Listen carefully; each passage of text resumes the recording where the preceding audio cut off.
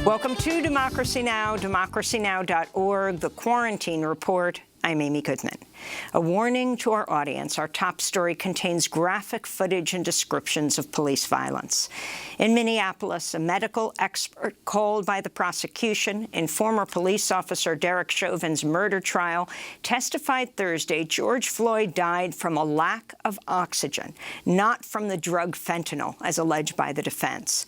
Pulmonologist Dr. Martin Tobin estimated Floyd's airways were 85% restricted as he was caught in a vise between the hard asphalt and Chauvin's knee for over 9 minutes, face down and handcuffed, repeatedly gasping, "I can't breathe," before falling silent.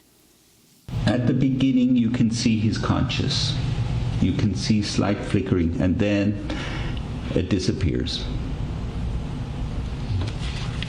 And so one second he's alive, and 1 second he's no longer. That's the moment the life goes out of his body. Dr. Tobin testified that based on a telltale kick of his leg, George Floyd appeared to suffer brain damage 5 minutes after Chauvin first pressed his knee into Floyd's neck. Dr. Tobin said Chauvin continued to press Floyd into the pavement for more than 3 minutes after Floyd's last breath. In Bryan, Texas, 1 person was killed and 5 others wounded Thursday after an employee of a cabinet shop opened fire at his workplace. After the shooting, the suspect led police in a high-speed chase that wounded an officer in a gun battle. The 27-year-old suspect was then taken into custody alive. In South Carolina, a gunman broke into the home of a prominent doctor in the city of Rock Hill Wednesday, killing 5 people, including children, and wounding a 6th person before turning the gun on himself. Police identified the killer as Philip Adams, a 33-year-old former NFL star who played for the Atlanta Falcons and San Francisco 49ers. Adams had a history of head injuries, including 2 concussions in a span of 3 games during the 2012 season.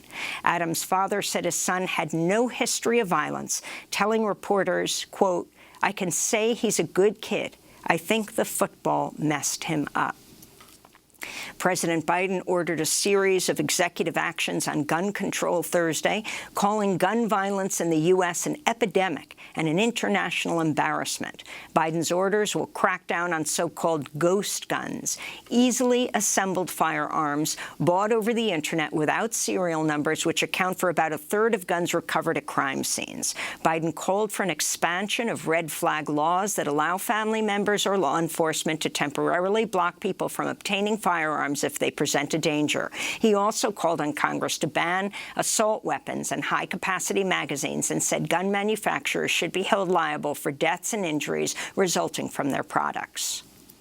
The only industry in America, a billion-dollar industry, that can't be sued, has exempt from being sued, are gun manufacturers. The United States recorded nearly 80,000 new coronavirus infections Thursday and 1,000 deaths from COVID-19. Michigan remains the hardest-hit state, but new hotspots are emerging in the Northeast, Texas, and parts of the upper Midwest. In North Carolina, health officials shut down a mass vaccination site Thursday after several patients had immediate adverse reactions to shots of Johnson & Johnson's COVID-19 vaccine. This follows similar reports of nausea and dizziness in people who received J&J doses in Colorado a day earlier.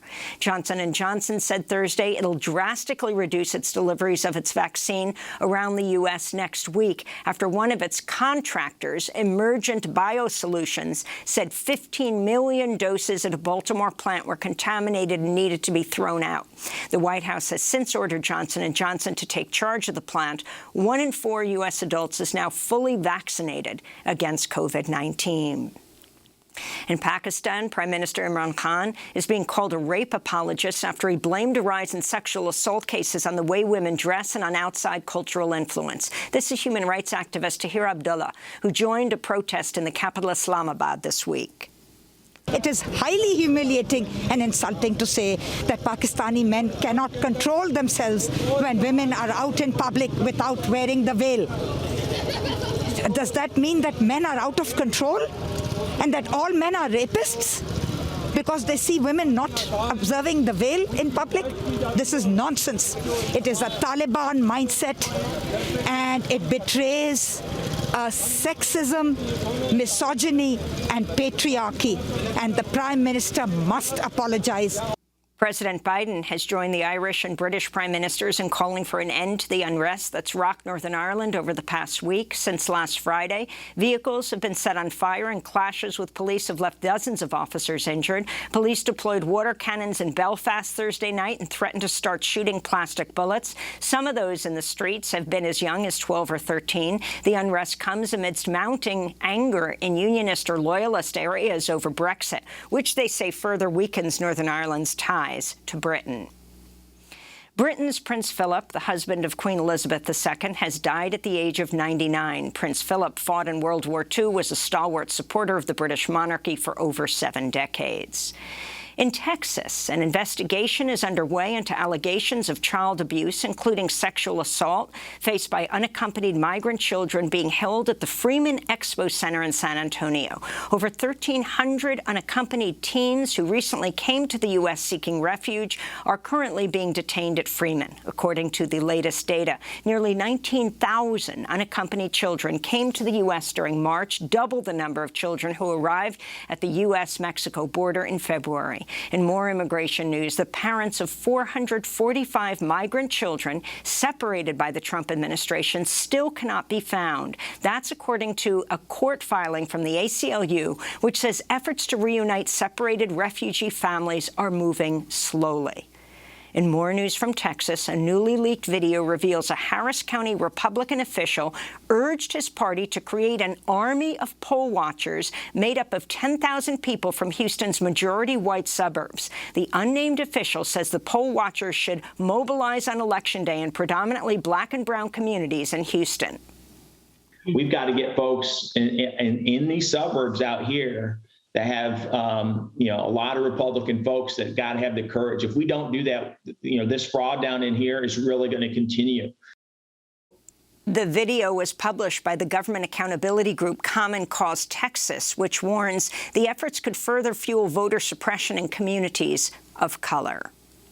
New Mexico's banned qualified immunity for all government workers, including police officers. Governor Michelle Lujan Grisham signed the legislation Wednesday, ending the use of legal protection which for years has given police officers near immunity from lawsuits and from prosecution in cases of excessive force and other forms of misconduct. This comes after New York City banned qualified immunity for police officers last month.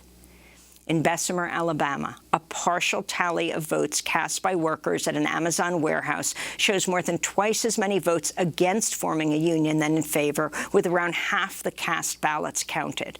Hundreds of ballots have been challenged during the count, most of them challenged by Amazon. Those votes could come back into play if the margin among the uncontested ballots is close. Meanwhile, the labor rights media group More Perfect Union has revealed Amazon executives coerced the U.S. Postal Service to install a private mailbox at the Bessemer warehouse so the company could pressure workers to mail their ballots from work and monitor votes. Longtime reporter and author Reese Erlich has died after a battle with prostate cancer. He co-authored the best-selling book Target Iraq, What the News Media Didn't Tell You. He also published books on U.S. foreign policy in Iran, Cuba, and Syria. In his final column for The Progressive, published just 2 weeks ago, Reese Erlich wrote, quote, "I hope I've helped explain some complicated world issues you might not otherwise have understood. I hope the activism earlier in my life and my writing and speeches later have helped bring about progressive change." You can see our interviews with Reese Erlich at democracynow.org. And in Nevada, anti-war protesters have been leading peaceful actions outside Creech Air Force Base all week, blocking its gates to protest U.S. drone warfare. On Monday, a vigil was held for Daniel Hale, a former intelligence analyst who pleaded guilty last week to leaking classified documents about the secretive U.S. targeted killing program.